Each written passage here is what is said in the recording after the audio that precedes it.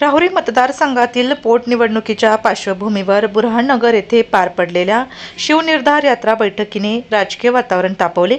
असंख्य महिलांच्या उत्स्फूर्त उपस्थितीत झालेल्या या बैठकीत ही निवडणूक आता आमची आहे, जनतेनेच ती हातात घेतली आहे असा ठाम निर्धार व्यक्त करण्यात आला।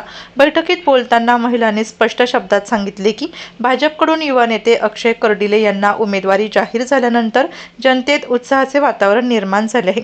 आज शिवाजीराव कर्डिले साहेब आपल्यात नसले तरी त्यांनी पाहिलेलं विकासाचं स्वप्न आम्ही सर्व मिळून पूर्ण करणार असा भावनिक सूरही यावेळी उमटला। जनतेच्या प्रश्नांना आवाज देणारा नेता हवा आणि तो अक्षय कर्डिलेच आहे असा विश्वासही महिलांनी व्यक्त केला आहे। अक्षय कर्डिले यांना विधान भवनात पाठवणे ही काळाची गरज असल्याचे मत व्यक्त करताना महिलांनी सांगितले की सर्वसामान्यांचे प्रश्न, रस्ते, वीज, पाणी यांसह विकासाच्या इतर कामांसाठी आपला हक्काचा माणूस निवडून देणे आवश्यक आहे। जनतेच्या प्रश्नांना आवाज देणारा नेता हवा आणि तो अक्षय कर्डिलेच आहेत असा विश्वासही व्यक्त करण्यात आला।